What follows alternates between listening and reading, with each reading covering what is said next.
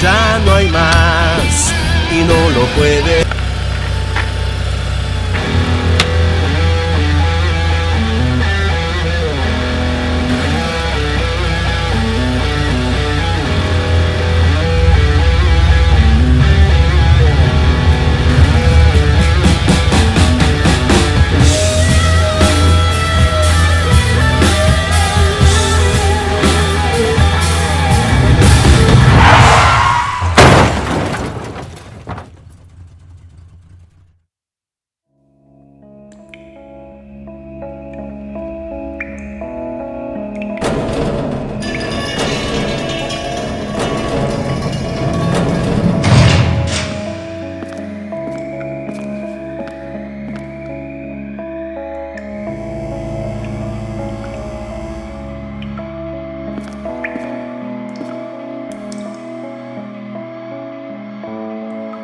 Nombre. Isaac Rivas. ¿Sabes por qué estás aquí? Porque me distraje. Estabas con el celular. Estabas ebrio. ¿No viste la señal de tránsito? ¿O acaso la quisiste matar? No, solo me distraje.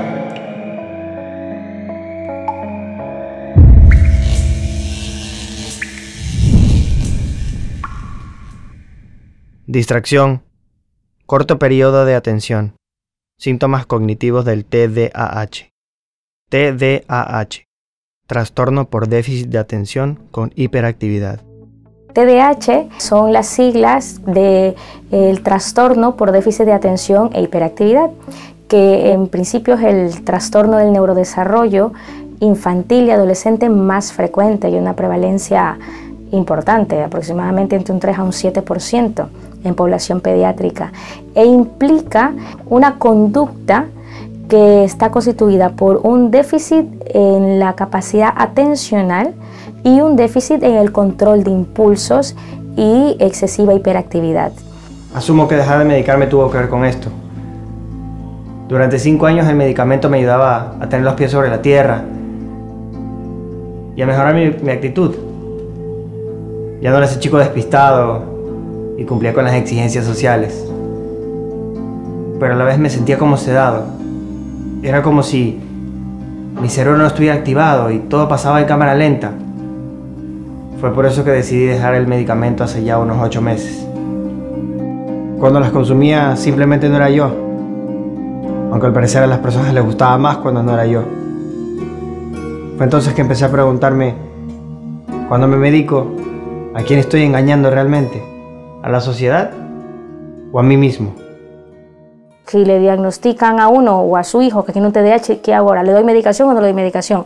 Bueno, primero tengo que ver cuál va a ser el plan de tratamiento que se hará con ese niño, porque el tratamiento siempre hay que hacerlo individualizado.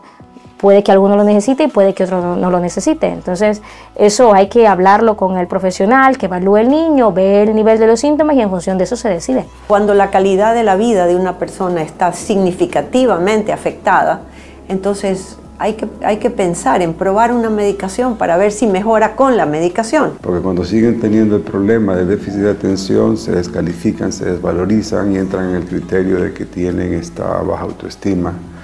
Entonces, una vez que se hace el diagnóstico, de acuerdo a lo que se conoce, lo ideal es medicarlos. Tienen un desarrollo apropiado, una conducta apropiada, generalmente no incurren en uso de drogas, en tanto que lo otro sucede, es lo opuesto con aquellos que no se medican, así que yo creo que siempre deben ser medicados. Mi recomendación, no acepten si solo la medicación es la, entre comillas, salvadora de esta situación, porque no es la medida salvadora en sí o per se. Es todo el andamiaje terapéutico, que ya les digo, psicoterapéutico, psicosocial, laboral, etcétera, etcétera. Lo que se propone siempre es 3 meses de prueba y vemos qué pasa. Si en esos 3 meses el efecto positivo sobre su vida es mucho mayor que cualquier efecto negativo, vale la pena probarlo, ¿sí? Pero si en ese tiempo se ve que no hay una mayor diferencia y que más bien podría haber algo negativo, entonces quiere decir que no es para él, entonces se lo quita. ¿Cómo me di cuenta? Estaba en 4º año de básica y mi papá me llevó al oftalmólogo. Para esto yo ya había roto como unos 30 pares de lentes, entonces el oftalmólogo nos recomendó unos lentes Flexo, que costaban como $800. Y nos dijo que no se romperían, que se podían doblar fácilmente. Pero en el primer día que los llevé a clases, los terminé rompiendo. Mi papá obviamente estaba histérico, pero cuando él me regañaba, yo solamente me reía, no me concentraba, era como que no estaba consciente de lo que estaba pasando. Eso pues obviamente enfurecía más a mi papá y me terminé ganando unos correazos por eso. Creo que fue en ese momento que me di cuenta de que algo diferente pasaba conmigo, que yo era ese chico del comportamiento desatinado, siempre estaba fuera del lugar. Y era porque mi mente estaba siempre en otro lado. Mi cuerpo podía estar ahí físicamente, pero mi mente estaba simplemente desconectada, estaba en otro lado, en cualquier lado menos donde debería estar. Es un problema que corre en familias, por lo tanto tiene un fuerte componente genético. Un 50% de las personas que tienen TDAH, uno de sus familiares directos lo tiene. Entonces no es raro que cuando uno evalúa a un niño con un probable trastorno por déficit de atención e hiperactividad e investiga los antecedentes familiares, pues uno de los padres dice que yo era así de niño. Pues porque probablemente tiene un TDAH, sino es que evolucionó favorablemente y pues ahora ha logrado desarrollar herramientas que le permiten funcionar en la vida sin necesidad de medicación ni ningún tratamiento específico. Ahora tenemos epidemia no solo de esto, de TDAH, tenemos epidemia, entiéndame cuando le pongo entre comillas, que no necesariamente tienen sustento. No todo es TDAH, recomendación así. Está poniéndose de moda esto, como la bipolaridad, como la diabetes. Es difícil tener un hijo o un alumno o una pareja que tenga déficit de atención, pero es mucho más difícil tenerlo. Y si uno no lo reconoce o no lo acepta, o las personas que están alrededor de uno no lo reconocen y no lo aceptan, uno termina siendo castigado por ser víctima de algo que no es entendido. En la escuela yo era el chico malcriado, el niño hiperactivo. Mi mamá me perseguía constantemente para que hiciera los deberes, tenía profesores particulares y me quedaba hasta altas horas de la noche terminando las tareas. Pero aún así parecía que todo era en vano porque la gente ya tenía una idea preconcebida de mí. Los profesores buscaban cualquier pretexto o excusa para mandarme al rectorado o castigarme en los recreos. Y después de todo yo no tenía mal aprovechamiento, tenía buenas notas, pero no en conducta. De hecho me expulsaron en 2 ocasiones precisamente por mal comportamiento. Este es un trastorno que se lo diagnostica a veces más en el seno familiar, pero también, dependiendo del diagnóstico, se lo está diagnosticando en las primeras fases de la educación. El primer signo que aparece usualmente, sobre todo en el grupo de hiperactivos, es que son muy inquietos. El segundo es que son distraídos, que son súper distraídos, que desde pequeñitos no logran jugar con un mismo juguete durante largo rato, pasan de una cosa a otra, no permanecen en una actividad. Tienden a ser impulsivos desde pequeñitos, entonces no miden las consecuencias de sus acciones. La medicina corrige los desórdenes de conducta que están supuestos a no suceder así, pues los corrigen efectivamente. Entonces, de una persona que ha sido desorganizada, desestructurada, a tener otra persona que en el colegio está sentada, atenta, aprendiendo, participando, que no tiene esa conducta disruptiva, hay una diferencia enorme. Entonces los chicos se sienten mejor con ellos mismos, tienen una mejor apreciación de ellos mismos y se corrige que es uno de los índices de los síntomas de la baja autoestima, que luce ser más bien la consecuencia del maltrato, de las reglas, de que en casa se los considera malcriados, más nunca con déficit, y ese maltrato es un contribuyente para la baja autoestima. Al no saber qué estudiar en la universidad y después de haber cursado 3 años en la carrera de medicina, decidí cambiarme a psicología. Y fue interesante que ahí tomé la materia de neurobiología. Fue ahí cuando descubrí que tenía un trastorno. Muchos de los chicos que tienen déficit de atención a los 18 años no están todavía listos para poder elegir una carrera, no saben qué quieren estudiar. Van de una carrera a otra, de una carrera a otra y los padres terminan agotándose porque ¿qué es que quieres estudiar de verdad? Y muchas veces a los 24, 25, 27 años saben ya qué quieren ser y estudian, comienzan carreras tardías. Fue interesante descubrir que todos los problemas que tenía a la final tenían nombre y apellido. Fue a los 23 años ya que, visitando unos especialistas, me recomendaron seguir un tratamiento farmacológico porque pues esta condición la tendría por toda la vida y lo único que podía hacer era medicarme para mantenerla bajo control. Cuando el nivel de intensidad de síntomas no es tan alto como para requerir la medicación y con técnicas de estudio y un buen apoyo psicológico se puede manejar, pues no se necesita medicación. Si es que esta persona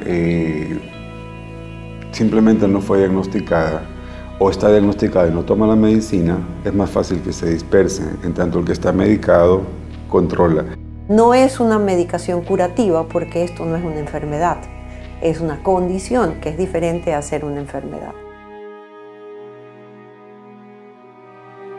En la escuela los profesores me tildaban de chico inquieto, distraído, y en el trabajo llegó a ser lo mismo.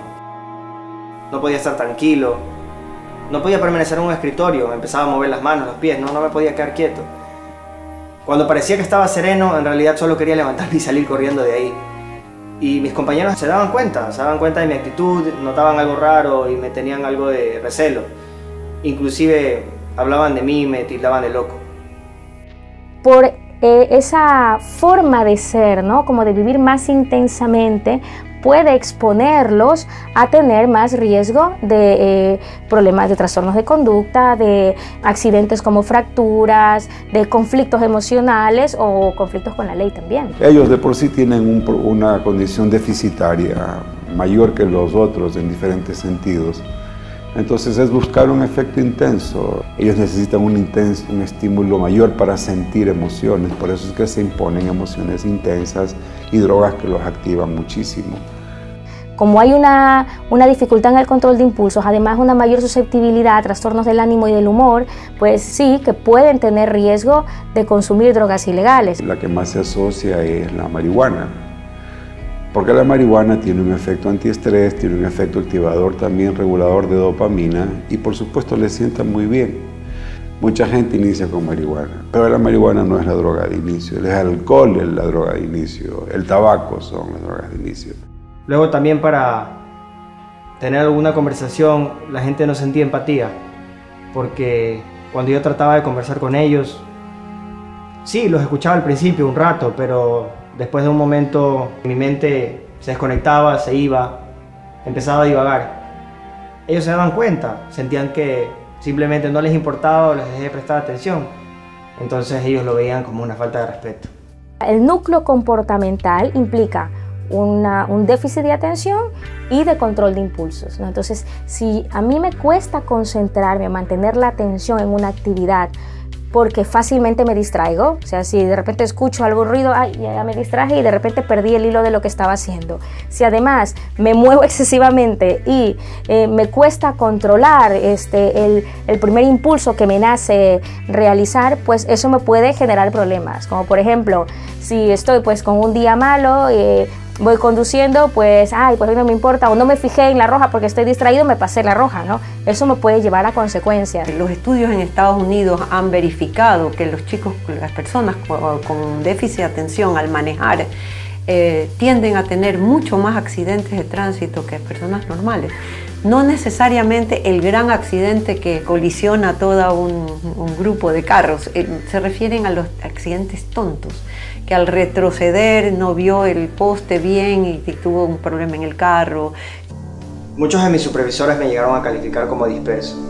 Y es que cuando caminaba o cuando iba hacia algún lado, a veces me pasaba que simplemente me desconectaba, no recordaba cómo había llegado ahí o qué iba a hacer. Y ellos obviamente pues se daban cuenta. Todo eso se reflejó en mi experiencia laboral. He tenido aproximadamente entre 12 y 14 trabajos distintos en diferentes áreas, de comida, restaurantes. Esto de entre los 18 y 24 años aproximadamente. Y llegó un momento en el cual dejé de trabajar porque cuando mis jefes me daban alguna instrucción o me pedían que haga alguna tarea no la terminaba, o quedaba incompleta, o simplemente me olvidaba que me habían dicho que lo haga. Entonces, ante la falta de confianza y para no tener más problemas con los jefes, simplemente decidí dejar de trabajar por ahora. Y realmente tengo miedo. No quiero fracasar de nuevo. Tengo miedo de fracasar. Yo he recibido chicos que han venido a los 7, a los 12, a los 15, el mismo chico, y los padres tal vez a los 18 de pronto dicen, bueno, ahora sí probemos la medicación, pero ya traen a un chico que tiene una condición muchísimo más seria, ¿sí? Entonces ya no estamos hablando de un TDAH puro, ya estamos hablando de un chico que ya tiene lastimaduras en su seguridad, en su vida emocional, sintiéndose que no puede hacer cosas que en realidad sí pudiera hacer. Entonces, el análisis es mucho más coherente cuando uno observa los beneficios de un tratamiento inmediato en contra de las consecuencias a largo plazo.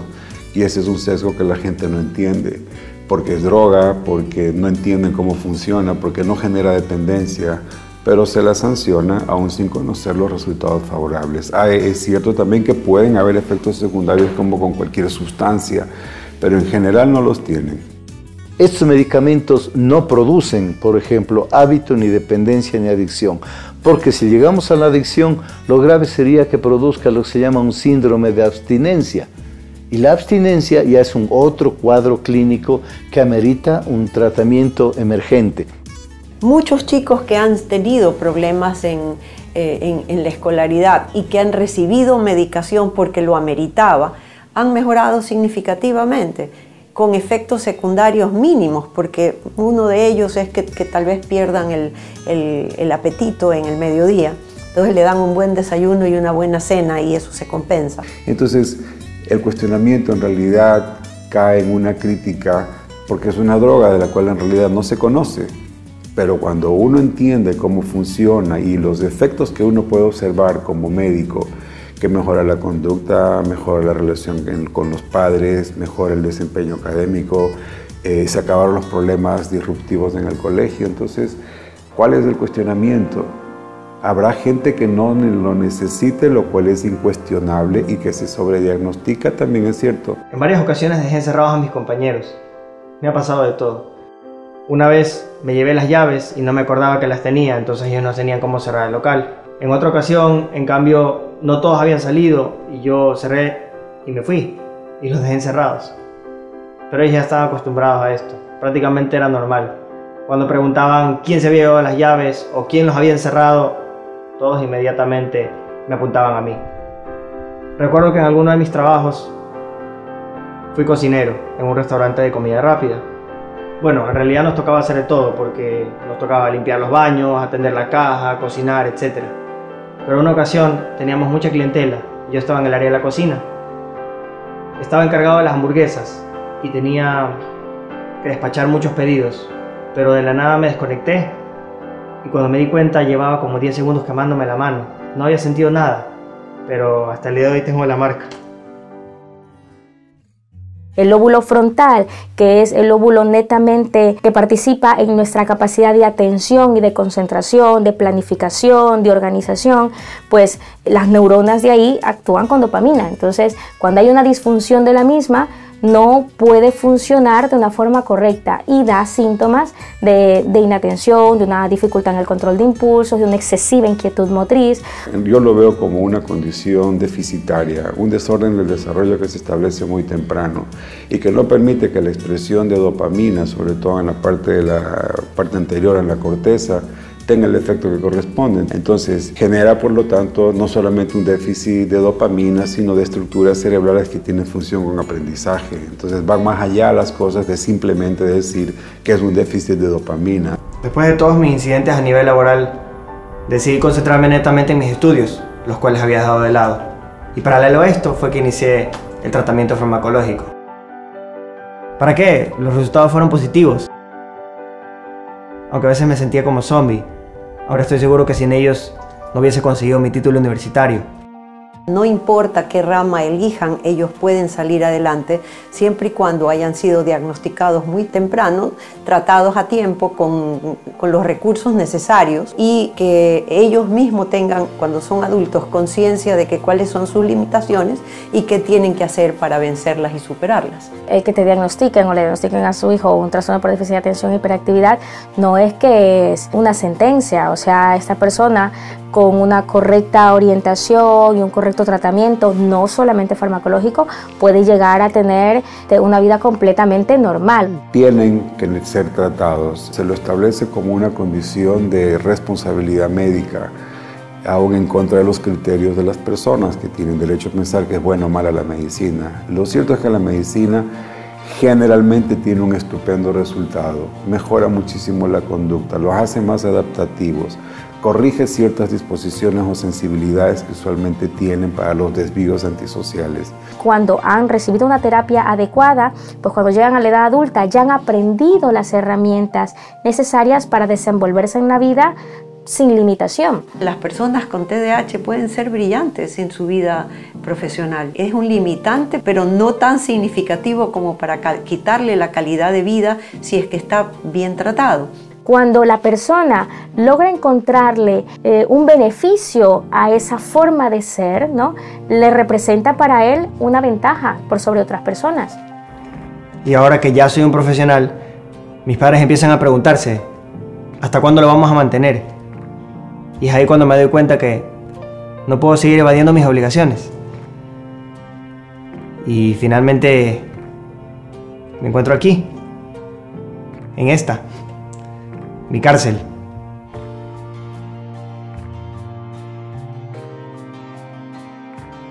Al fin y al cabo, ¿quiénes estamos en una cárcel? ¿Un ladrón, un estafador, un narco o un asesino? En realidad, todo aquel que deba estar alejado de la sociedad por considerarse peligroso. Una prisión no es solo física, sino que puede ser una atadura mental. Una prisión puede ser la sociedad, pueden ser los fármacos, la voz de nuestra conciencia y la vida misma. Es fácil sentirnos aislados, pues mientras los demás nos apresan, nuestra conciencia nos ata y nos hace vivir una falsa realidad que condiciona lo que pensamos, lo que hacemos y lo que somos. Los fármacos me ayudaron a encajar parcialmente en la sociedad. He podido relacionarme mejor con los demás, lograr una mayor estabilidad emocional.